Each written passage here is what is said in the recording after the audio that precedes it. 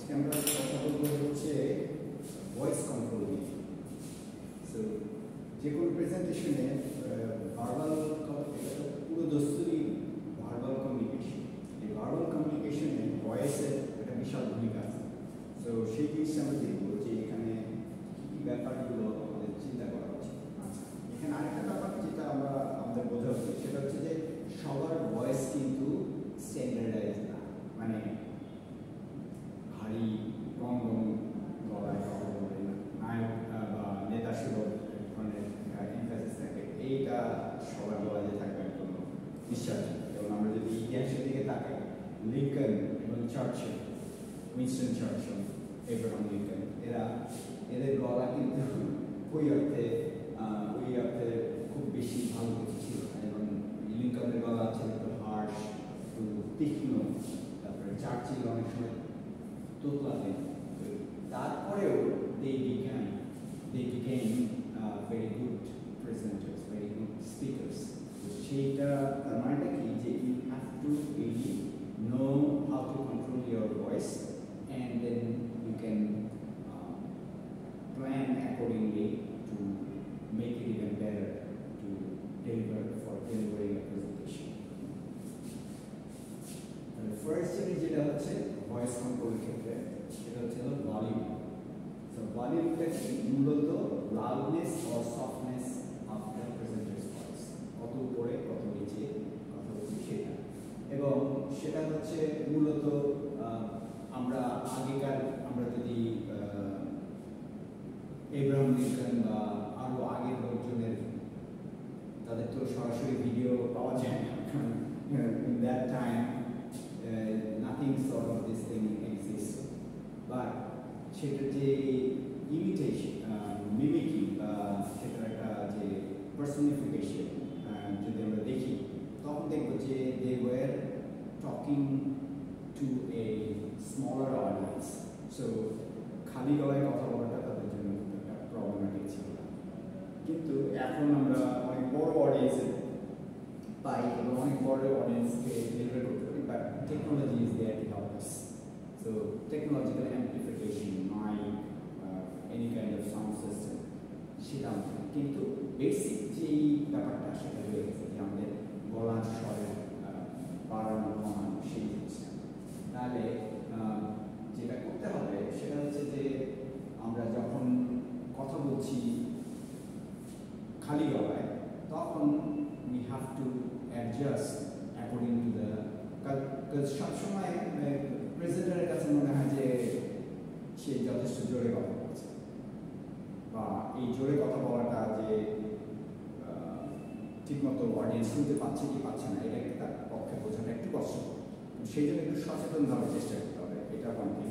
Secondly, যদি আমরা কোনো মাইক্রোফোন বা ইলেকট্রনিক ডিভাইস বা ইলেকট্রনিক অ্যাম্প্লিফায়ার ব্যবহার করি, তাহলে আমাদেরকে we have to be careful যে আমরা যাতে খুব সবার কানে না লাগে এরকম ভলিউম যাতে না হচ্ছে।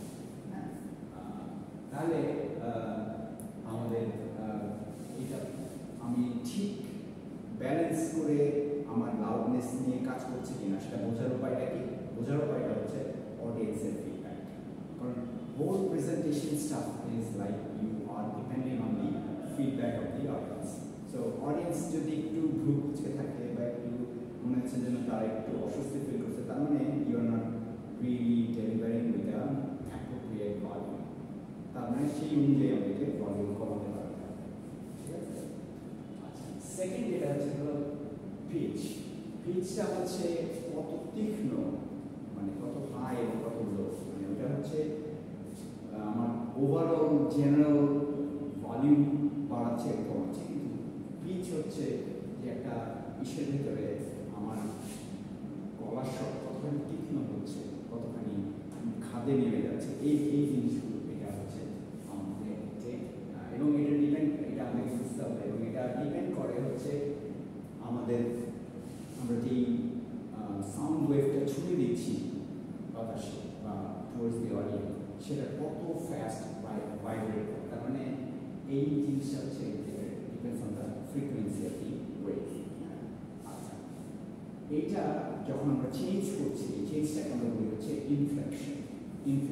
আমি একবার উঁচু গলায় কথা বলছি,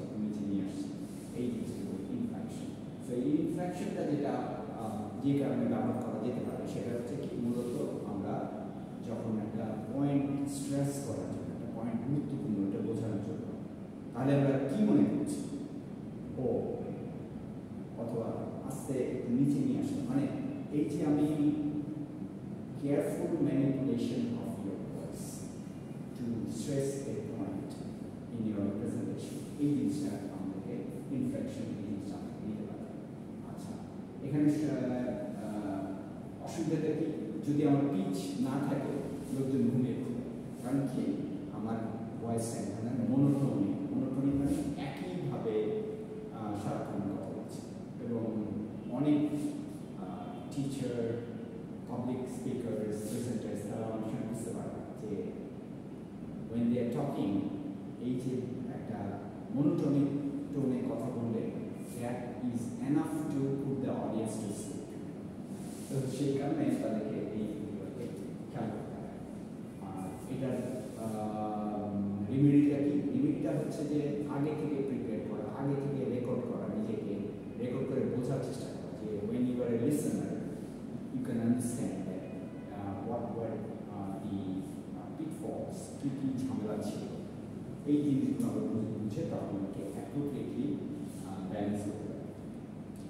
আচ্ছা, আরেকটা ভোকাল টুলস হচ্ছে হলো রেট বা স্পিড, আমি কত তাড়াতাড়ি কত স্লোলি কথা বলছি। হ্যাঁ, তো রেট বা স্পিড হচ্ছে বেসিক্যালি একই অঞ্চলের লোকজন একই স্পিডে কথা বলে। হ্যাঁ, যেমন ধরা হয় যে ইউনাইটেড স্টেটসের লোকজন 120 থেকে 150 word per minute, that's fast. এবং আবার অনেক জায়গায় আছে যে এটা ডিপেন্ড করে আরবান সেটিং এবং রুরাল সেটিং।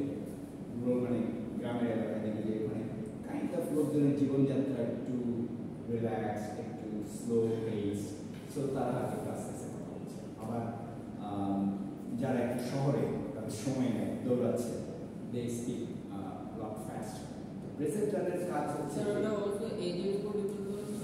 এইজের উপরে, হ্যাঁ ডেফিনেটলি, হ্যাঁ মানে এইজের উপরেও ডিপেন্ড করে, কারণ অনেক সময় দেখা যায় যে যারা younger they tend to speak fast, specially people in their teens, যারা মোটামুটি টিনেজার বা ইয়াং এদের। আবার অনেক সময় দেখা যায় যে যদি কোনো ফর্মাল ট্রেনিং না থাকে তখন লোকজন হয়তো বুঝতে পারে যে সে আসলে অডিয়েন্সের বোঝার জন্য স্পিডে কথা বলছে। সো এই জিনিসগুলো খেয়াল করার আছে। এবং এখানে দেখা যাচ্ছে যে ফ্র্যাঙ্কলিন কয়েকটা উদাহরণ আছে। Franklin Roosevelt, American president, 110 word per minute কথা বলতেন। On the other hand John F Kennedy 180 words per minute. আবার ওইদিকে মার্টিন লুথার কিং এর যদি আমরা করি, তার যে আই হ্যাভ এ ড্রিম, এটা আপনি ফার্স্ট শুরু করেন 92 ওয়ার্ডস পার মিনিট, পরে সেটা গিয়ে পৌঁছায় হলো 145 ওয়ার্ডস পার মিনিট। তার মানে কি যখন হ্যাঁ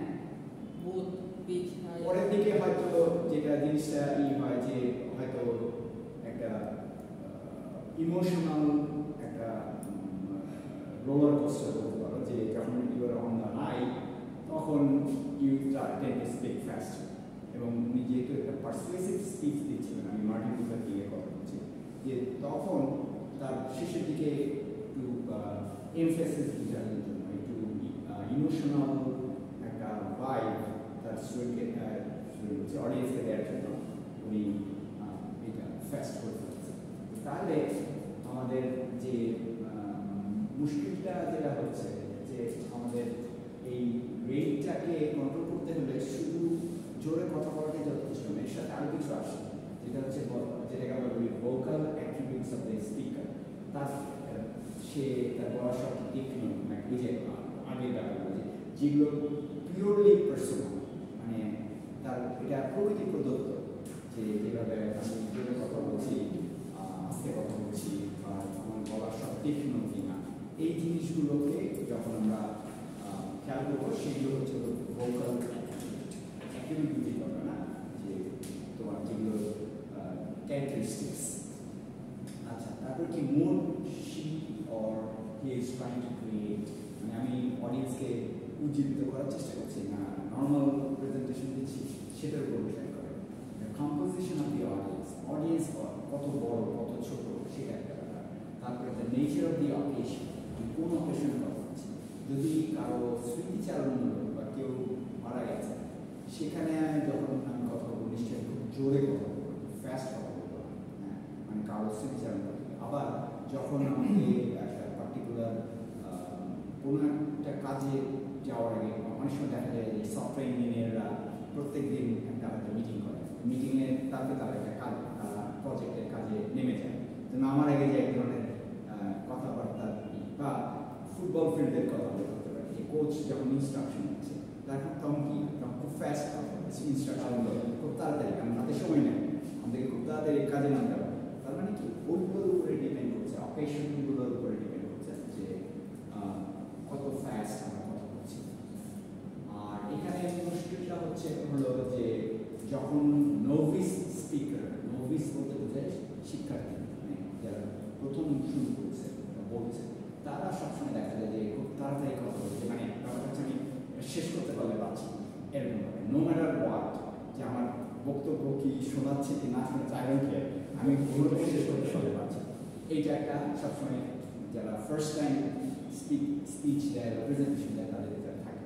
সেটাকে কাটানোর জন্য আমাদেরকে আগে থেকে একটু রেকর্ডিং, এখন তো রেকর্ডিং খুব সোজা হয়ে গেছে, আমাদের সবার সাথে স্মার্টফোন থাকে, we can easily record ourselves and we can understand that we are going at the right pace or not, আমরা ঠিক স্পিডে যাচ্ছে কি যাচ্ছে না। তাহলে রেডিও স্পিডের ব্যাপারটা জরুরি।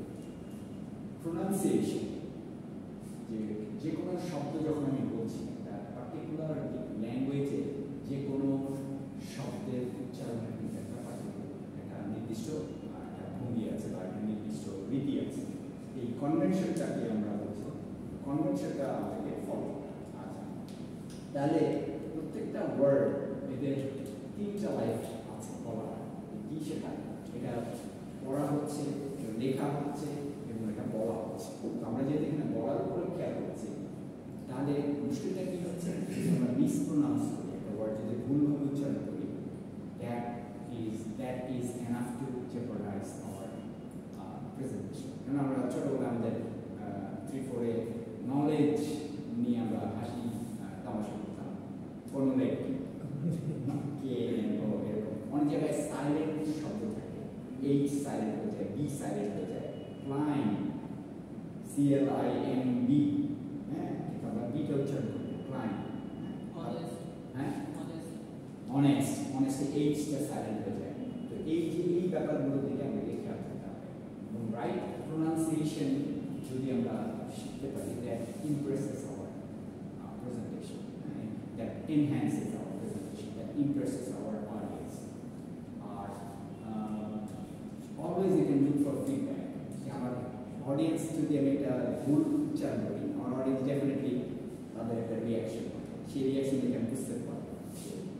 কিন্তু অতদূর না গিয়ে আমার আগে থেকে এই উচ্চারণগুলো জেনে না, সেগুলো জানার জন্য আমরা কী করতে পারি? We can look up a dictionary or we can go to YouTube and find the exact pronunciation. বিশেষ করে ইংরেজির ক্ষেত্রে দেখা যাচ্ছে যে ইংরেজি প্রায় অনেকগুলো দেশের অফিসিয়াল ল্যাঙ্গুয়েজ। এখন একই দেশ হলো Australia, United kingdom, United states, হ্যাঁ, তারপরে সাউথ আফ্রিকা, হ্যাঁ। তুমি কোথাও বলছে, কোনটা বলেছে, তুমি কোনটার কথা বলেছে? ক্যানাডা, হ্যাঁ। তো এইসব দেশে দেখা যাচ্ছে যে একটু না একটু ডিফার করে।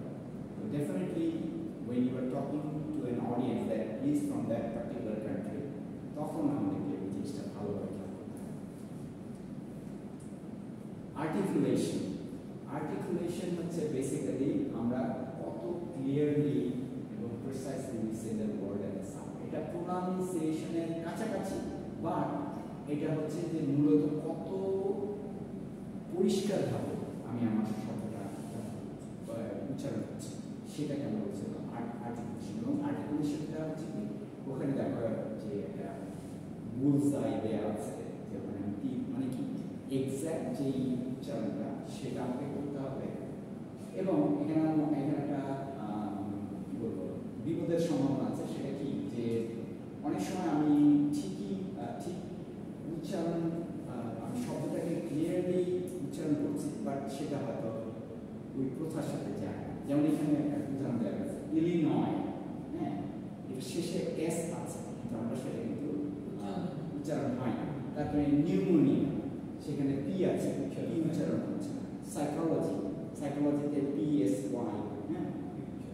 CHO, কিন্তু আমরা ওইখানে কি হচ্ছে টিটা উচ্চারণ হচ্ছে। তো এই ব্যাপারগুলো হচ্ছে হলো mistakes in pronunciation, but articulation wise this is not really wrong. হ্যাঁ, আর্টিকুলেশনটা মূলত যেটা বলে যে তুমি যখন একটা সিঙ্গেল ওয়ার্ড কি করছো তখন you stick to your pronunciation, but যখন তুমি একসাথে তিনটা শব্দ বলছো একটা সেন্টেন্স বলছো তখন ইউ মেক শিওর দ্যাট এই সেন্টেন্সের প্রত্যেকটা শব্দ তুমি ঠিকভাবে উচ্চারণ করো। যেমন এখানে বলা হচ্ছে যে লেট মি, এটাকে আমরা অনেক সময় প্রত্যভাষা আমরা দেখি যে আমেরিকানরা লেনি, হ্যাঁ, তারপরে I am going to, I am gonna, এই জিনিসগুলো কথ্য ভাষায় লোকালি যে জিনিসটা চলে আসে। আমরা একটা জিনিস মনে রাখতে হবে যে অনেক ক্ষেত্রে আমরা কিন্তু এই জিনিসটা আমি বিশেষ করে এখনকার ইয়াং ছেলে মেয়েদের মধ্যে দেখি যে ফর্মাল ভাষায় যেভাবে কথা বলতে হয় আর নর্মাল নিজেদের মধ্যে বা ফ্রেন্ডদের ভিতরে কথা বলতে হয় সেইটাকে এক করে ফেলো। তুমি এখানে এসে তুমি মানে মনে করো একটা ফর্মাল অডিয়েন্সের সামনে তুমি এই ধরনের ভাষায় কথা বলতে পারো। ডিজা, ডিজিউ, ডিজিউ তাকে হচ্ছে ডিজা বা গনা, এগুলো কিন্তু ফর্মাল প্রেজেন্টেশন ব্যবহার করা উচিত। কাজেই আমাদেরকে তখন এই আর্টিকুলেশনের আসছে।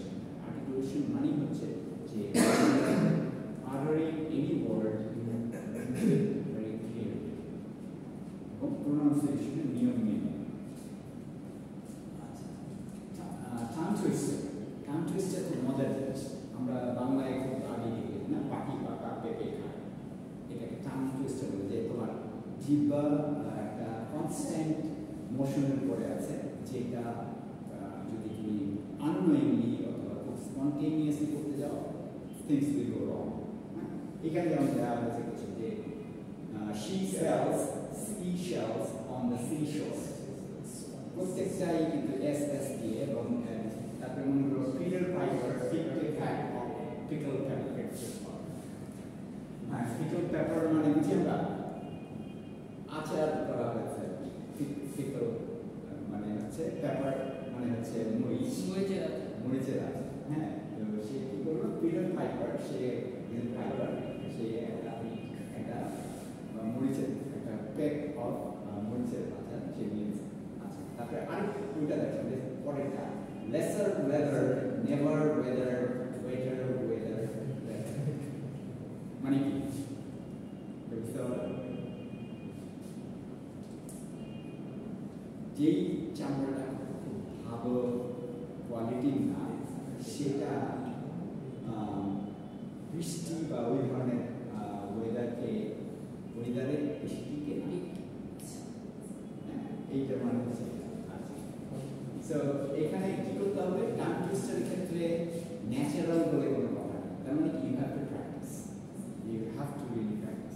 হ্যাঁ, এবং এটা প্র্যাকটিস করে যেটা হয় যে দিস অ্যাকচুয়ালি কাইন্ড অফ তোমার মুখের জড়তা, তোমার যে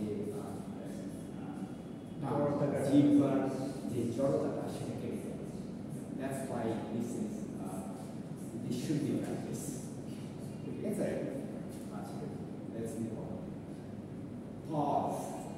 Pause মানে হচ্ছে momentary break. Momentary break মানে এক মোমেন্ট বা দুই মোমেন্টের জন্য তুমি যখন থামছো কথার মধ্যে, এটা intentional. This is not something that comes naturally.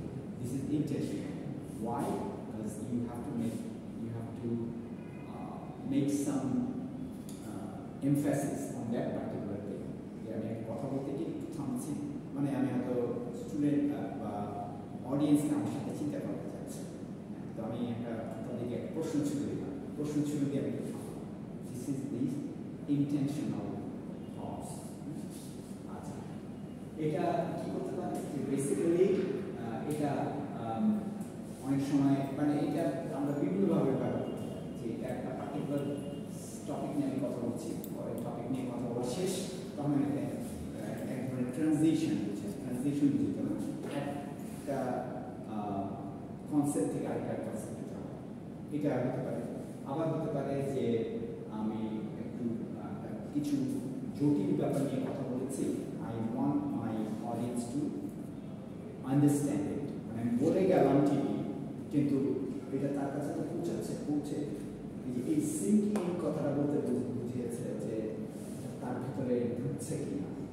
জিনিসটার জন্য আমি একটু হয়তো পজ দিচ্ছি। আচ্ছা, আপনারা কি বুঝতে পারছেন বলে আমি একটু থামলাম। এই যে this is the pause that is needed.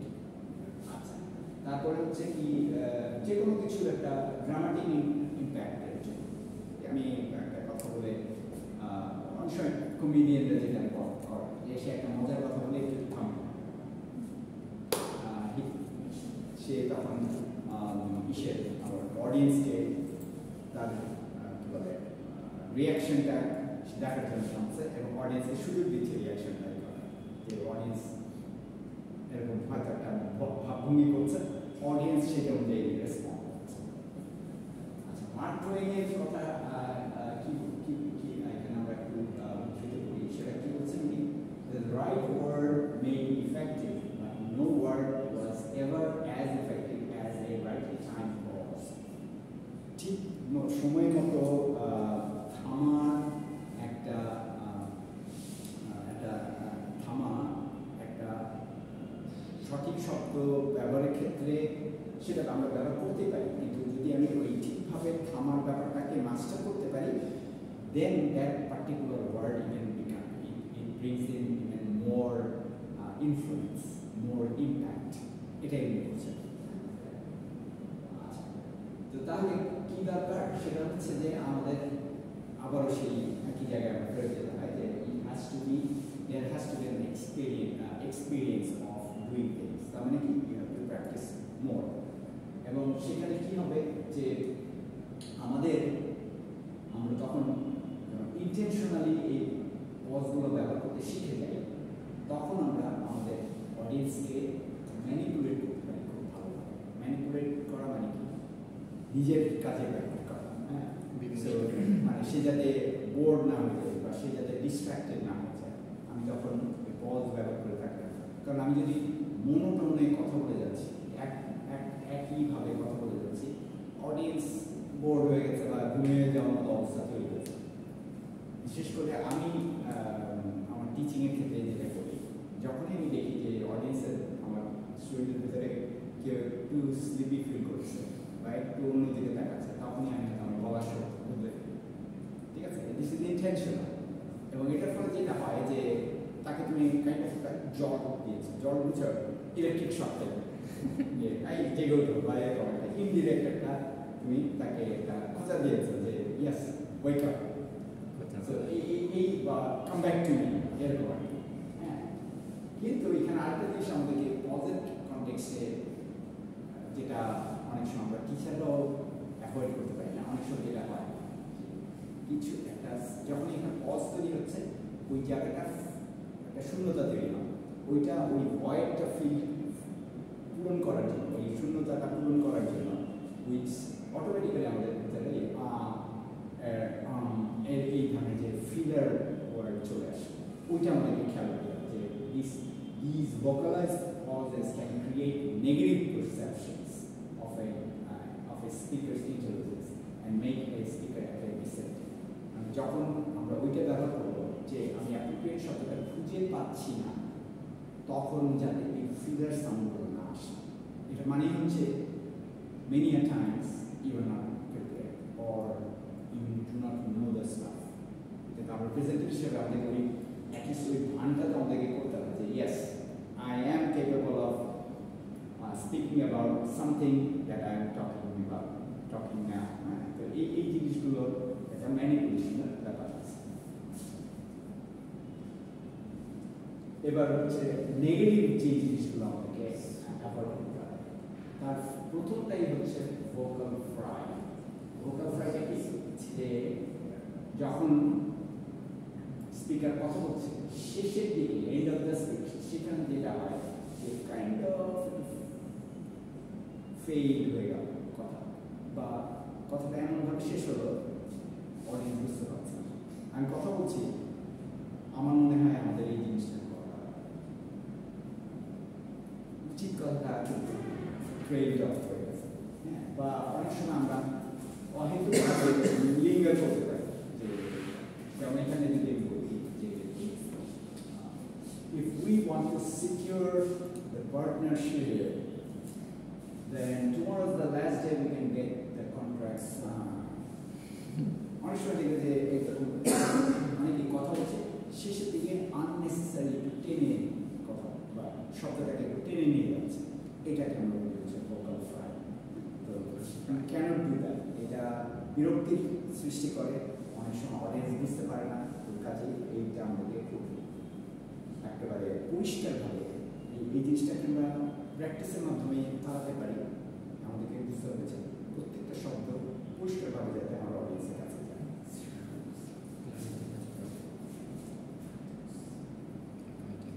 Speaking too fast or too slow, এটাও একটা নেগেটিভ ব্যাপার, যে যখন আমি কথা বলছি আমি যদি খুব ফাস্ট কথা বলি audience can't keep pace with me, আমার সাথে সমান তালে যেতে পারবে না।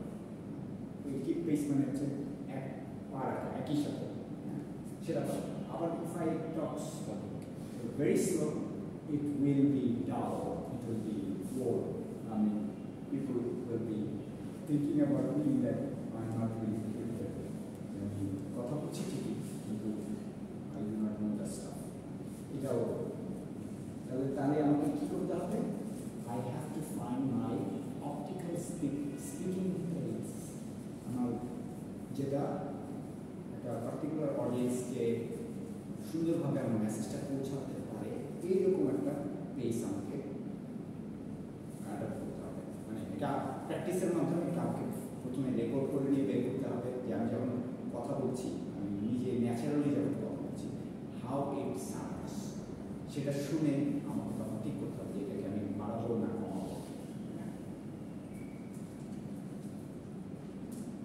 আরেকটা কি, যে একটু আগে যে কথা বললাম যে ইউজিং ফিলার্স অর ক্রাচেস, এর মানে হচ্ছে যে আননেসেসারি জিনিস দিয়ে তুমি তোমার কথার মাঝখানে পজটাকে ফিল আপ করে ফেলছো, যে ওইরকম লাইক দেখবে যে আমেরিকানরা এবার কথা বলছে, I went there, I was like doing this, মানে কি হচ্ছে ওই যে লাইক কথাটা দিয়ে ওই জায়গায় যে অ্যাপ্রোপ্রিয়েট শব্দটা আসার দরকার ছিল সেটাকে সে কাভার দিচ্ছে, are really that doesn't sound right. তার মানে এটাকে আমাদেরকে কনসিয়াসলি করতে হবে, এবং এই কারণে আমাদের দরকার প্রেজেন্টেশনগুলোকে প্র্যাকটিস করা, প্ল্যান করা এবং রিহার্স করা। যদি আমাকে থামতেই হয়, I will have to do it deliberately and silently, or rather than filling the silence with unnecessary noise. এইগুলো কিন্তু নয়েজ স্যার, আমরা অল রাইট ওকে এগুলো কি ফিল আপ হবে না? মানে যদি তুমি এটা বারবারই ব্যবহার করতে, অনেকে যেমন বারবারই ব্যবহার করে, যে একটা কথা বলছে ওকে ওকে we have to do that, আমি যেমন মনে বলছি আমাদেরকে এই ফিলার ওয়ার্ডগুলো ব্যবহার করতে হবে, ওকে আবার পরবর্তীতে আবার ওকে ওকে বারবার বলছি, সো দেন ইট বিকামস, এটা শুনতেও তো ইয়া লাগে, ওকে ওকে বারবার বললে এটাই হচ্ছে যে তখন এটা বারবার করাতে বিরক্তি উৎপাদন করতে পারে, ডিস্ট্র্যাক্ট করতে পারে, কাজে ওই জিনিসটা আমাদেরকে অ্যাভয়েড করতে হবে। আর ডেফিনেটলি এটা আমরা নিজে রেকর্ড করেই করতে পারি, ফ্রেন্ডের সাথে প্র্যাকটিস করতে পারি, তাহলে বোঝা যাবে যে সে যখন লিসেনার হিসাবে আছে তখন it is easier for him or her to find the faults, সহজে সেগুলো বের করতে পারে, তখন ইউ ক্যান গেট ফিডব্যাক ওই সে কাছ থেকে, সেই ফ্রেন্ডের কাছ থেকে। আচ্ছা, এটাও উচিত না ইউজ এ মনোটোন ভয়েস, যে আমরা যখনই সিং সং হচ্ছে যে বেসিক্যালি দিস ইজ লাইক রোবার, তুমি একই পিচে কথা বলছো। আমরা একটু আগে তোমরা যারা পরে এসছে আমরা এই পিচ নিয়ে কথা বলছি, ভলিউম নিয়ে কথা বলছি, রেট স্পিড এগুলো নিয়ে কথা বলছি। ওই জায়গাতে যেটা হবে যে যখনই তুমি সেম পিচ, সেম ভলিউম এবং সেম টোন নিয়ে কথা বলছো, you will sound robotic, robot যেভাবে কথা বলবে ওইরকম। আর সিং সং ভয়েস হচ্ছে when you go up and down in your cadence, giving a rhythmic and musical sound that does not correspond to the targeted conversational flow. তার মানে কি যে রিন করে কথা বলছে, এমন একটা যে গান গাইছে এরকম শোনাচ্ছে, তাহলে কি হয় এটা যে ওইটা তোমাকে তোমার কথাগুলো পরিষ্কারভাবে শোনা যাবে না, এমনভাবে তুমি কথা বলছো যেটা মনে হচ্ছে তুমি গান গাইছো না, দ্যাট শুড নট বি। কাছে ছোকার মনে হতে পারে, হ্যাঁ জোকার মনে হইতে পারে অডিয়েন্সের কাছে। হ্যাঁ, right. তো তাহলে ওই এখানে যে জিনিসটা দরকার সেটা হচ্ছে ভ্যারিয়েশন।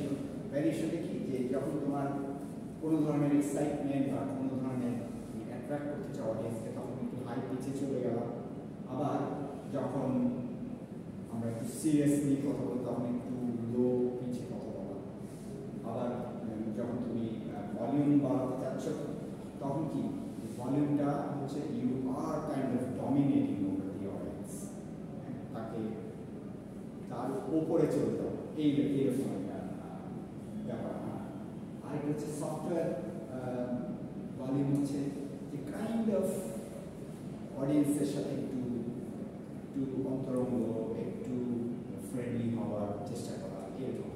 তাহলে ব্যাপারটা কি যে এইখানে যে জিনিসটা কাজ করছে সেটা হচ্ছে যে এগুলো ভ্যারিয়েশন ব্যবহার করতে হবে, যে কোনো ধরনের পিচ কন্ট্রোল, তারপরে ভলিউম ফাস্ট ও স্লো, তারপরে এখানে আছে যে ভোকাল ফ্রাই বাদ দেওয়া, তারপরে টাং টুইস্টারের মতো ব্যাপারগুলোকে হ্যান্ডেল করা ঠিকভাবে, এই জিনিসগুলো ভ্যারিয়েন্সের মাধ্যমে, এগুলো ভ্যারিয়েশনের মাধ্যমে, ভ্যারিয়েন্স কথাটা ভুল বললাম,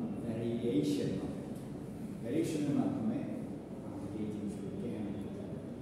আর আরেকটা কমন প্রবলেম কি সেটা যে আপস্পিক অথবা আপটক, এটা হচ্ছে বেসিক্যালি তুমি যখন কথা বলছো, কথা বলতে গিয়ে এমনভাবে তুমি তোমার সেন্টেন্সটা শেষ করো যখন মনে হয় যে তুমি একটা প্রশ্ন জিজ্ঞেস করছো, আসলে কিন্তু না, উই হ্যাভ টু গো দেয়ার, মানে তুমি কাউকে জিজ্ঞেস করছো আমাদেরকে এখানে যেতে হবে, কিন্তু আসলে তুমি বলছো যে আমাদের এখানে যেতে হবে। সো এরকম অনেক দেখা যায়, যেমন মনে করো আমি যেটা দেখেছি যে সেকেন্ড জেনারেশন যারা ইমিগ্রেন্টস আমেরিকাতে দেখেছি, তারা এরকম যখন কথা বলছে ফর্মাল জায়গায় তখন এরকম সে শেষ করছে সারাক্ষণই একই ধরনের প্রশ্নের মতো করে। এই ব্যাপারটা বিরক্তিকর ডেফিনেটলি, এবং একই সাথে তোমার মেসেজটাকে পরিষ্কারভাবে বুঝতে দেয় না, কারণ তুমি একবার মানে তোমার কথার স্টাইলে তো পজ এবং একবার এক এক রকম আসবে, তাই না? ডিপেন্ডিং অন ইউর মেসেজ, তুমি কী বলতে চাচ্ছ সেটার উপর ডিপেন্ড করে তোমার বলার সময় উঠবে নামবে এবং স্মুথ ফ্লো হবে অথবা থামবে অথবা একটু ফাস্ট যাবে। এই ভ্যারিয়েশনটা ইজ দি এসেন্স যে কোনো প্রেজেন্টেশন। স্যার আমরা তো মনে হয় এখানে যদি যে কোনো ধরনের মানে কোশ্চেন করি সেটা যদি স্টেটমেন্ট বা ইয়ার মতো বোঝায়, সেন্টেন্সের মতো বোঝায়, হ্যাঁ সেটাও অ্যাসার্টিভ সেন্টেন্সের মতো বোঝায়, তাহলে সেক্ষেত্রে সেটা তো হইতে পারে মেবি। হ্যাঁ, সেটাও একইভাবে সেটাও যে মানে when you are asking a question that sounds like a statement মানে একটা জাস্ট একটা বর্ণনা বা একটা কথা যেখানে তুমি you are not really expecting anyone to answer, তো সেটা হ্যাঁ কোশ্চেনের ক্ষেত্রে সেটা হতে পারে। এটা হয় কি যখন তুমি when you are এই পুরো ব্যাপারগুলোই কিন্তু আমাদের জন্য একটা চ্যালেঞ্জ, যারা আমরা ইংরেজি ভাষাভাষী না তাদের জন্য একটা বড়সড় চ্যালেঞ্জ। কেন যে আমাকে নট অনলি ওই ভাষার ভোকাবুলারি শিখতে হচ্ছে, একই সাথে ওই ভাষার যে উপায়, যে কনভেনশন বা যে প্রথা বা নীতিতে তারা কথা বলে ডেলিভারি দেয়, সেই জিনিসটা আমাকে মাস্টার করতে হচ্ছে। কাজে এটা আমাদের জন্য ডাবল চ্যালেঞ্জ, নতুন একটা ভাষা শেখা আবার ওই ভাষায় প্রেজেন্টেশন দেওয়া, ঠিক আছে? এই কারণে আমি কিন্তু আমাদের এই কোর্সে প্রেজেন্টেশন মানে আমি একটা দুইটা নিয়ে ছেড়ে দিতে পারতাম, but that would be really bad for you guys. যত বেশি হবে ওইটা আমাদের জন্য বেটার হবে। হ্যাঁ, the more you practise, the more presentation you have, the better it is. আমি যদি দেখি যে আগে একটু সিলেবাস শেষ হয়ে গেছে, আমি হয়তো প্রেজেন্টেশন আরেকটা বাড়িয়েও দিতে পারি, মানে this is for your betterment. এটা আমাদের যেটা কিন্তু আমার জন্য না, মানে কারণ প্রেজেন্টেশন নিতে গেলেই ওই যে স্যার তাকাইতেছে কিছু নাই। That was a good suggestion. মানে হ্যাঁ ডেফিনেটলি আমি যেটা বলছি যে আমি কিন্তু ওর সাজেশনের উপরে ভিত্তি করে এই নেই, আমি কিন্তু নর্মালি আমার সেমিস্টার শুরুতে ইংলিশটাকে অ্যাটলিস্ট 5টা প্রেজেন্টেশন দিব, সেখান থেকে আমি 4টাতে নেমে আসছিলাম। হ্যাঁ, 4টা থেকে আবার 2টা হলো প্রথম প্রেজেন্টেশন, যে 2টা বললাম যে এগুলো বাংলায় দিলাম just to Stand bring and say you guys something. to speed. এটা কথাটা বুঝো যে তুমি যাতে তোমাকে এখন দৌড়াতে হবে একটা নির্দিষ্ট স্পিডে যাতে আসতে পারো, এটা হচ্ছে প্রথমে বাংলায় শুরু। কিন্তু এবং ইভেন আমি যে ইংলিশে আমার লেকচারগুলো দিচ্ছিলাম সেখান থেকে আবার আমি এখন বাংলায় চলে আসলাম। কারণ আমার এই ম্যাটেরিয়ালগুলো তোমাদের ভিতরে তাড়াতাড়ি, আমাদের আর খুবই কম সময় নেই, এখন আর সময় নেই এইভাবে খুব ডিটেলসে যাওয়া, কিন্তু it has to sink in. Sinking মানে তোমার ভেতরে ঢুকতে হবে। এই জিনিসটার জন্যই আমি এখন আবার, কারণ বাংলায় ব্যাপারটা I can reach you guys very fast. এখানে মুশকিলটা হচ্ছে কি, আমরা যদি প্রথম ছোটবেলা থেকে অল ইংলিশ কনভারসেশন অ্যান্ড লেকচারে অভ্যস্ত থাকতাম, তাহলে আমাদেরকে এই সময় যেটা হচ্ছে, if I speak in English, what happens, your brain translates that, then you react. So the reaction time gets slower. Reaction time gets bigger. মানে এটা তুমি তখন এটা চিন্তা করো, স্যার এই বললো, অথবা এর মধ্যে আবার বিপদ আছে কি, যে হয়তো এমন কোনো শব্দ বের আসতে পারে যে শব্দের মানে তুমি জানো, then you are in big trouble. তো এখানে গেছে না, এই জিনিসটাকে এক্সপেডাইট করার জন্য আমি এখন বাংলায় যাচ্ছি। বাট আমি তোমাদেরকে সাজেস্ট করবো যে অ্যাটলিস্ট প্রত্যেক দিন নর্মালি তোমরা ইউটিউবের ভিডিও দেখতে থাকলে you are used to that. Sir ইংলিশটাকে ল্যাঙ্গুয়েজ হিসেবে নিলেই তো হয়, মানে ইয়া না করে। সেটা তো আমরা আমাদের অ্যাজ আ ল্যাঙ্গুয়েজ হিসেবে কথা, কারণ অফিশিয়াল কথা তো আছে যে medium of instruction is English, যে কোনো ইউনিভার্সিটি বলাই আছে ইউজিসির পক্ষ থেকে। But we compromise because of the স্টুডেন্টদের। হ্যাঁ, স্টুডেন্টদের হয়তো ফার্স্টেই হয়ে যাবে, মানে প্রথমে ভয় পেয়ে যাবে, তারপরে হয়তো আশাই বন্ধ করে দেবো। হ্যাঁ, দরকার নেই আমাদের। কাজেই আমরা উই কম্প্রোমাইজ এবং এইভাবে করার চেষ্টা করি, but definitely we should try. আমি তোমাদেরকে বলবো যে স্পেশালি বিভিন্ন ধরনের ইউটিউব ভিডিওগুলো দেখো, আর ফর্মাল ভিডিওগুলো, কোথাও ডিসকাশন হচ্ছে, সেমিনার হচ্ছে, টেডএক্স, হ্যাঁ টেডগুলো দেখেছে নিশ্চয়ই অনেকেই। হ্যাঁ, এগুলো শুধু টেড দেখলে হবে না। কেন? টেড হচ্ছে এক ধরনের কি বলবো এটাকে, সেট স্পিচ। সেট স্পিচ মানে হলো আগে থেকে তাকে বলা আছে এর উপর আপনি কথা বলবেন এত সময়। সেখানে কিন্তু ভ্যারিয়েশন পাওয়াটা খুব ডিফিকাল্ট। সে হয়তো একটা নির্দিষ্ট পেসে কথা বলে যাচ্ছে। তুমি যদি প্রেজেন্টেশনের জন্য নিজেকে তৈরি করতে চাও, you have to know how to answer a question too. সেটা অন্য আরেকটা জায়গায়। আবার খুব ফর্মাল থেকে একেবারেই ফর্মাল না, এই দুটার ভ্যারিয়েশনও আমাদের দেখা উচিত। কারণ প্রেজেন্টেশন দেখা যেতে পারে যে বিভিন্ন জায়গায় বিভিন্ন সময়ে, বিশেষ করে আইটি ফিল্ডের যে প্রেজেন্টেশনগুলো হয়, দেখবে যে খুবই ইনফর্মাল। তোমরা কি গুগল টক্স দেখেছো তখন? না, গুগল টক্সে দেখো যে টি শার্ট পরে চলে আসছে এবং খুব টি শার্ট শর্টস পরে চলে আসছে, এসে একেবারে ক্যাজুয়ালি কথা বলছে। আবার অন্য অন দি আদার হ্যান্ড অন্য জায়গায় হয়তো দেখবে যে খুব ফর্মাল। বেশিরভাগ ক্ষেত্রে আইটি ফিল্ডে যেটা হয় যে এখানে এমফ্যাসিসটা হচ্ছে তুমি কি মেসেজটা ডেলিভার করছো সেটার উপরে, কিন্তু তুমি কি স্যুট পরা না প্যান্ট শর্টস আর টি শার্ট পরা এটার উপরে কিন্তু ডিপেন্ড করে না। তারপরে আমাদেরকে সব ধরনের জিনিসের জন্য প্রস্তুত থাকতে হবে। স্যার ফ্লুয়েন্সির জন্য যদি আমরা ইয়া করতে চাই, সেক্ষেত্রে কি স্পিকিং, লিসনিং, রাইটিং, রিডিং এর মধ্যে কোনটা, লিসনিংটা কি বেশি কাজ করে? কোনটার জন্য করতে গেলে ফ্লুয়েন্সির জন্য? ফ্লুয়েন্সির জন্য, আচ্ছা ফ্লুয়েন্সির জন্য স্পিকিং এবং লিসনিং বেশি ম্যাটার করে। কিন্তু এর মধ্যে একটা আন্ডারলাইং একটা ইম্পর্টেন্স আছে, হলো যে তোমার ভোকাবুলারিগুলো জানা দরকার। কারণ যখনই you are listening to someone native speaker, what happens, সে এমন সব শব্দ ব্যবহার করবে যেগুলো তুমি বেশি করো। যে আমার ক্ষেত্রে যেটা হয়েছে, আমি যখন করতে গেছি সে প্রথম সেমিস্টারে তো আই ওয়াজ টোটালি লস্ট। আমি ইংরেজিতে কিন্তু মোটামুটি গর্ব করে বলছি না, বোর্ডে একটা পেপারে হায়েস্ট ছিল, ইংলিশ ফার্স্ট পেপারে, এবং মোটামুটিভাবে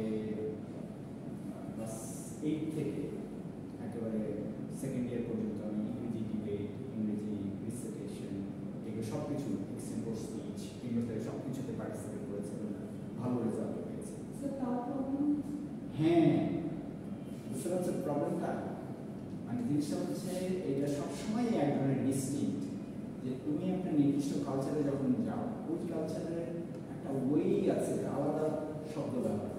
যেমন মনে করো তুমি ইভেন একই ল্যাঙ্গুয়েজ বলছে কিন্তু দুটো আলাদা দেশ, পশ্চিমবঙ্গ আর বাংলাদেশ, ঠিক আছে, যে কিছু কিছু শব্দ মানে আমরা বুঝতে পারছি আসছে, কিন্তু যেহেতু আমরা নেটিভ স্পিকার, বাংলার নেটিভ স্পিকার, সেই জন্য আমরা বুঝতে পারি। একই কথাই ইউকের ইংলিশ এবং আমেরিকান ইংলিশ, ওরা ঠিকই বুঝতে পারছে, কিন্তু আমি অভ্যস্ত ছিলাম না তো ব্রিটিশ ইংলিশে, ওইখানে গিয়ে আমেরিকান ইংলিশে যখন তারা অনেক কিছুই অনেক মানে ব্রিটিশদের থেকে অন্যভাবে তারা ব্রিটিশদের স্পিকিং অ্যান্ড রাইটিং যে ট্র্যাডিশন, এটা কিন্তু আমাদের দেশে এখন অনেকখানি কমে গেছে, কিন্তু অনেক আগে দিয়েছি, অনেক আগে, যেহেতু আমরা ওই ওয়ার্ড ইংলিশ মিডিয়াম জি আমরা ওদের দ্বারা influence, we were ruled by them, এটা বলছে না? আচ্ছা, হ্যাঁ, ডেফিনেটলি। সো এই কারণেই মানে আমাদের আই হ্যাভ টু সুইচ, আমি আচ্ছা এটা বোঝাচ্ছি, এটা যখন বলছে এটা বোঝাচ্ছি। আর কিছু জিনিস আছে যেমন মনে করো এই যে গুড ফর ইউ, এটা আমার কাছে মনে হচ্ছে অপ্রয়োজন। আমি বললাম যে I will take data structure next semester, কারণ আমার টিচার হচ্ছে গুড ফর ইউ, এটা তোমার জন্য ভালো হবে। হ্যাঁ, কিন্তু আমি কখনোই আমার বাংলা ভাষায় বাংলায় একদম শুনি না আমরা যে এইভাবে কথা, ওইটা বুঝতে আমার বেশি। তারপর মনে করো কোনো একটা জিনিস, মনে করো তুমি বলছো যে তোমাকে কি আমি একটু পানি দেবো, বা তোমার তো কাউকে তুমি মনে করো পানি ঢেলে দিচ্ছ, নো আম ফাইন, নো বলছে না, কিন্তু আম ফাইন, তার মানে কি হ্যাঁ দেয়া লাগবে না, এটাও আমার বুঝতে বেশ সময় লেগেছে। কিন্তু তোমাদের জন্য একটা সুবিধা কি, ইন্টারনেট। এখন তুমি আমেরিকা না গিয়ে ওরা কীভাবে কথা বলে ইউ ক্যান লার্ন। আমাদের সাথে গেছিল, আমি হাই ফাইভ কথাটা এই হাই ফাইভ ব্যাপারটাই আমি শিখেছি ওখানে। বাংলাদেশের এখন 5 বছরের বাচ্চাও হাই ফাইভ বুঝে। হ্যাঁ, তার মানে কি এগুলো হচ্ছে মিডিয়ার কন্ট্রিবিউশন। আর অ্যাট দ্য সেম টাইম এখানে আরও প্রবলেম হতে পারে, সেটা কি যে ওদের ইনফর্মাল ল্যাঙ্গুয়েজ কিন্তু আমাদের এখানে চলে আসছে, তখন আমরা বুঝি না যে আমরা ফর্মাল সেটিংয়ে ইনফর্মাল ল্যাঙ্গুয়েজে কথা বলি। হ্যাঁ, যেমন ওরা এসে প্রথমে how are we all doing, how you doing, conversational মোডে চলে গেল।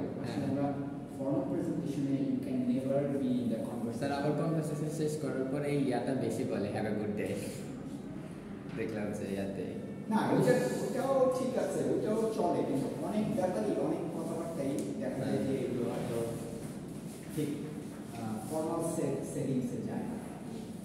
তো তখন এটা দেখি যে মানে অনেকেই ইউজ করে হ্যাভ এ গুড ডে লাস্টে। হ্যাঁ, না ওটাও ঠিক আছে, ওটাও কিন্তু মোটামুটি খুব ইনফর্মাল কিছু না। ইনফর্মাল এটা তো দেখি যে অফিসগুলোতেও ইউজ করে, মানে হচ্ছে তাহলে এটা ইনফর্মাল কেমন হয়েছে হ্যাভ এ গুড ডে? না না, এটা ইনফর্মাল না, আমি তো সেটাই বলছি যে এটা ওই ইনফর্মাল না, মানে এটা ঠিক আছে যে তুমি ব্যবহার করতে পারো হ্যাভ এ গুড ডে, বা কিন্তু ইনফর্মাল কোনটা, ক্যাচ এ লেটার, আমি তোমার সাথে পরে দেখা হবে, ক্যাচ এ লেটার, হ্যাঁ, এটা হচ্ছে informal. I catch up with you later, catch a later, এই ধরনের। তারপরে আরেকটা ব্যাপার আছে, যেমন মনে করো প্রত্যেক সোসাইটিতে বিভিন্ন ক্লাস আছে, তাই না? এই ক্লাসগুলোর স্তরগুলোর উপরে মিডল ক্লাস একভাবে ব্যবহার করে, ওয়ার্কিং ক্লাস একভাবে ব্যবহার করে। তো তুমি তখন যদি প্রথমেই গিয়ে ওয়ার্কিং ক্লাস লেভেলে পড়ে যাও, যেটা আমার ক্ষেত্রে হয়েছে, সিটি ইউনিভার্সিটি অফ নিউ ইয়র্কের যে ক্যাম্পাস আমি ফার্স্ট গিয়েছি সেটা হচ্ছে city college of new York, ওটা হচ্ছে হার্লেমটা হচ্ছে নর্মালি কালো এবং বিভিন্ন খুব মানে lower middle class working class জায়গা। তো বাইরে যখন তুমি কলেজের ইউনিভার্সিটির ভেতরে যখন তুমি ঢুকছো, তখন এক ধরনের ইংলিশে কথাবার্তা হচ্ছে, ওইটার বাইরে ওয়ালের বাইরে যখন তুমি কথা বলছো, মনে একটা কিছু কিনতে গেছো গ্রোসারি স্টোরে বা কোথাও, তখন আবার অন্য তোমাকে you have to switch back and forth, মানে আমার জন্য এটা বেশ অসুবিধা। হ্যাঁ, ডেফিনেটলি, যে হয়তো কি বলছেন বুঝতে পারছি না, ওরা ওই যে এরকম ক্যাচ এ লেটার, আছে ওদের। মানে কিন্তু ওগুলো আস্তে আস্তে হয়ে যাবে, তখন তুমি ইউ গেট দ্য বাইট যে ওরা কি বলছে, আস্তে আস্তে এটা চলে আসে। আচ্ছা আমরা এটা শেষ করব। আচ্ছা, মিসপ্রোনাউন্সিং মামলিং ওয়ার্ডস, হ্যাঁ, যে তুমি যখন কি করছো, কথা বলছো তখন you are trying, you do not know how a particular word should be pronounced, এই তখন এটা হয়ে যায় মিসপ্রোনাউন্স। হ্যাঁ, এবং অনেক ক্ষেত্রে ডিফিকাল্টিগুলো কখন আসে, তুমি যখন একটা পার্টিকুলার কালচার স্পেসিফিক শব্দ যখন ব্যবহার করছো। মনে করো ব্রিটিশরা অনেক সময় আর ব্যবহার করে না, বেশিরভাগ সময় ব্রিটিশদের শেষের দিকে আর, আমেরিকানরা আবার খুব বেশি ওই আর্টটা উচ্চারণ করে। আম হিয়ার, ঠিক আছে, আম হিয়ার, ব্রিটিশরা।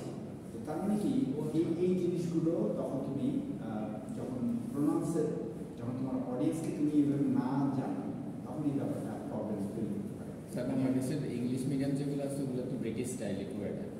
হ্যাঁ, মোস্ট অফ দ্যাট, কারণ ওই যে এডেক্স জিএসই এগুলো কারিকুলাম, অক্সফোর্ড কারিকুলাম ব্যবহার করতো ব্রিটিশ।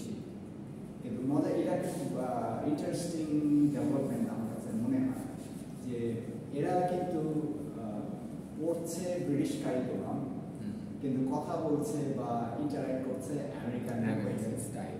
আমেরিকান স্টাইল মানে আমেরিকা এখানে মনে করো কালচারালি একটা কম্পিটিশন হচ্ছে, আমেরিকানরা কিন্তু অন্য সবাই এগিয়ে আছে। ওয়াই? কেন?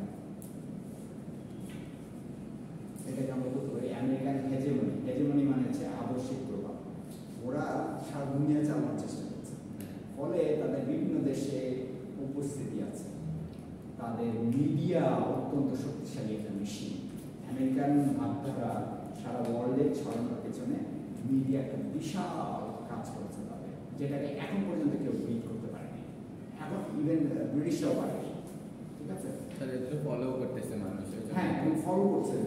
এবং যা কিছু দেখো, রিয়ালিটি শো, যা কিছু প্রথম অরিজিনেট করছে কিন্তু আমেরিকাতে। ঠিক আছে, আমি যখন বাংলাদেশে ফেরত আসলাম তখন দেখলাম যে পুওর ইমিটেশন হচ্ছে রিয়ালিটি শো, মানে ফার্স্ট যখন শুরু হলো ততদিনে আমেরিকানরা কিন্তু অনেক ম্যাচুরেশনে চলে গেছে।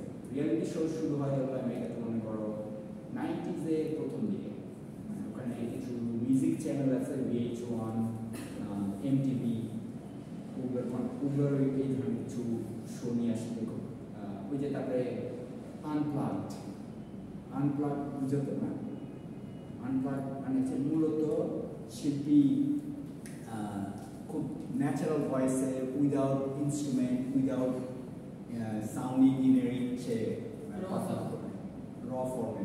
আমরা বাংলাদেশে কি বলি এটাকে? আনপ্লাগ দিয়ে মনে হয় কি হয়, যেহেতু তোমরা ওইভাবে নিয়ে হয়তো অত মাথা ঘামাও না, কিন্তু আমি মানে দেখবে যে অনেক ক্ষেত্রে বলে যে আনপ্লাগ মানে হচ্ছে একটু ইনফর্মাল, একটু সাউন্ড ইঞ্জিনিয়ারিং ছাড়া যে মিউজিক করা হচ্ছে এবং রিয়েল টাইমে, মানে এটা লিপসিং না। কিন্তু লিপসিং আরেকটা ব্যাপার আছে, যে অনেক সময় দেখবে যে বিভিন্ন জায়গায় বোঝাও যায় অনেক সময় যে সে ঠোঁট মেলাচ্ছে, মিউজিক আগে থেকেই তৈরি আছে। বিশেষ করে মিউজিক ভিডিওতে এই জিনিসগুলো হয় যে আগে থেকেই এটা গান অডিওটা দিয়ে ওদের সাথে লিপসিং করছে, যেটা আমাদের বাংলাদেশের সিনেমাও বহু আগে গিয়েছিল। তো তাদের কি মুশকিলটা হচ্ছে ওইখানে যে যখন তুমি you are trying to understand this things, এগুলোকে আমরা বলি হচ্ছে কালচারাল আর্টিফ্যাক্ট। আর্টিফ্যাক্ট কথাটা অনেক ক্লাসে বলেছিল। আর্টিফ্যাক্ট মানে হচ্ছে যে কোনো কিছু দ্রব্য বা বস্তু বা প্রোডাক্ট,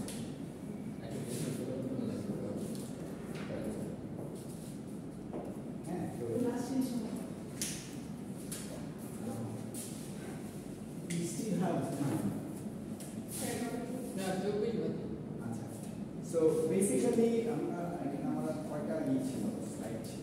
আচ্ছা, আমরা এখানে থামবো। তো কালচারাল আর্টিফ্যাক্ট কথাটা বোঝা দরকার কেন? আমেরিকার ছবি যখন তুমি দেখো, আমেরিকার যে এই যে আমাদের কালচারালি কিছু যে জিনিসপত্র ঢুকে গেছে, আমেরিকান জিনিসপত্র, এগুলোকে আমরা বলবো কালচারাল আর্টিফ্যাক্ট। পিৎজা খেতে তোমার কাছে কোনটা অবাক লাগে না? Pizza is available everywhere. Italian কিন্তু এটা ছড়িয়েছে আমেরিকাতে। প্রথমে নিয়ে যায় হচ্ছে সিসিলিয়ানরা। সিসিলিয়ান হচ্ছে দক্ষিণ ইটালিতে, দক্ষিণ ইটালিতে যায় মনে করো 1900s এর প্রথম দিকে। তারপরে became almost all American food.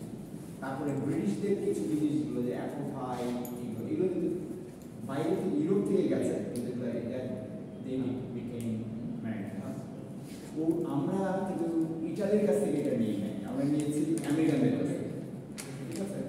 তো তাহলে ওই কনটেক্সট। তারপরে মনে করো এই যে বিভিন্ন ধরনের আনপ্লাগের কথা বললাম, তারপরে মনে করো এই যে হ্যাং আউট, হ্যাঁ, সবাই বাইরে একটু আড্ডা মারছে। তোমরা এসে গেছিল, মেয়েটার নাম যেন কি, এই গানটা যে গেয়েছে সুন্দরী কমলা, মেয়ে আছে না, মিলা। মিলার সাক্ষাৎকার আমি বাংলাদেশে ফেরত আসার পরে দেখছিলাম। সেটা যে we hang out in Helvetia. হেলভেশিয়ার চিনো তো, হ্যাঁ, হেলভেশিয়ার চিকেন এখন বোধহয় একটু ওরা একটু হয়ে গেছে। আমি যখন আসছিলাম তখন খুব জনপ্রিয় ছিল, মানে জনপ্রিয় মানে বিভিন্ন জায়গায় জায়গায় ছিল, এখন আর খুব একটা দেখা যায় না। আমি তখন একটু অবাক হয়ে বলবো যে রেস্টুরেন্টে হ্যাং আউট করার কি আছে, মানে একটা ক্লোজ স্পেসের ভিতরে আমি বসে আড্ডা মারছি। বলতো কিন্তু ওই রকম ভাবে না। আগে মানে মনে করো আগে খেলার মাঠটা ইত্যাদি অনেক বেশি ছিল, কিন্তু মানে লোকজন বাইরে অনেক বেশি আড্ডা মারত। এখন কিন্তু আর ওই জিনিসটা নেই, বিশেষ করে ঢাকা শহরে যে বাইরে আড্ডা মারার সুযোগ কম, বেশিরভাগই বিশের ভিতরে আড্ডা মারা। যেসব শীতের দেশ সেখানে ভেতরে আড্ডা মারাটা খুব নন ওটা, কারণ মানে তুমি বাইরে দাঁড়িয়ে থাকতে পারো না। তো এই জিনিসগুলো কিন্তু ওদের কনটেক্সটে কাইন্ড অফ এসে। তারপরে যে ঢাকায় বিভিন্ন ধরনের কফি পাওয়া যায়, খাদ্যাভ্যাস চেঞ্জ, আমরা মোর গ্রিল জিনিসপত্র দিকে চলে গেছি, বা রেস্টুরেন্টে বেশি খাওয়া হয়। তারপর আরেকটা ব্যাপার যেটা রেস্টুরেন্ট হপিং। আমি যখন প্রথম পড়ানো শুরু করলাম স্টেট ইউনিভার্সিটি, তখন কিছু ইয়াং ফ্যাকাল্টি, তাদের কাজ ছিল হলো এই রেস্টুরেন্ট থেকে ওই রেস্টুরেন্টে, ওই রেস্টুরেন্ট মানে আজকে চলো এই রেস্টুরেন্টে খেতে যাই। এটা আমি আমেরিকাতে দেখেছি, but I was not really. একটা ব্যাপার ছিল যে আমার কাছে এটা মনে হতো যে বাইরে খাওয়া মানে হচ্ছে কাইন্ড অফ টাকার অপশন। আরেকটা হচ্ছে যে তুমি প্রচুর ফ্রাইড ফুড খাচ্ছ, বিশেষ করে মুরগির ক্ষেত্রে বেশিরভাগ ও হ্যাঁ, মানে খাবারের কোয়ালিটির অবস্থা খুবই খারাপ, এবং বাইরেও এতটা মানে এইরকমই কম। সেখানে যদিও প্রচুর বাংলাদেশের চেয়ে অনেক বেশি রিগুরাস হেলথ ইন্সপেকশন হয়, কিন্তু আমি এরকমও দেখেছি যে গ্রোসারি ওগুলোকে বলে ডেলি, যেখানে স্যান্ডউইচ তৈরি হয়। হয়তো তুমি আমার চেনে একটা ছেলে ম্যানহাটনে কাজ করতো, আমি রাতের বেলা ওখানে আমি যখন কাজ করতাম, ট্যাক্সি চালাতাম পড়াশোনার পাশাপাশি, তখন মাঝে মধ্যে ওখানে রাতে থেমে ওর কাছে ওই দোকানে গিয়ে তোমার স্যান্ডউইচ নিতাম, ফিশ ফিলের স্যান্ডউইচ। ফিশ ফিলেটা কি, ওই যে তোমার মাছের চামটাকে ভেজে, ওইটা একটা ওই ক্রাম্প দিয়ে ভেজে ওইটা স্যান্ডউইচ, ওইটা হচ্ছে সেফ। যদি আমেরিকা বা বাইরে কখনো যাও, that is the safest thing to eat. মানে তুমি হালাল এইগুলোর কথা যদি চিন্তা করো। আমি যখন যেতাম তো অকেশনালি ওদের রেস্টরুম ব্যবহার করতে যেতাম, ওয়াশরুম ব্যবহার করতে। এবার নিচে নামতেছি, দেখি যে বেসমেন্টে ওয়াশরুম এবং ওখানে খাবার টাবার তৈরি, কিচেন সমস্ত কিছু। ইঁদুর দৌড়াচ্ছে এদিক থেকে ওদিকে। হ্যাঁ, তো এই জন্য আমি কোথাও ক্যারেক্টার ব্যাপার যে হট ফুড খেতাম সবসময়, যে কারণ ওই কোল্ড স্যালাড বাংলাদেশে অনেকটাই করি, কতদিন ফ্রিজারে রেখে দিয়েছে ইউ নেভার নো। এই জন্য মানে it's the best way to মানে stay healthy for a time.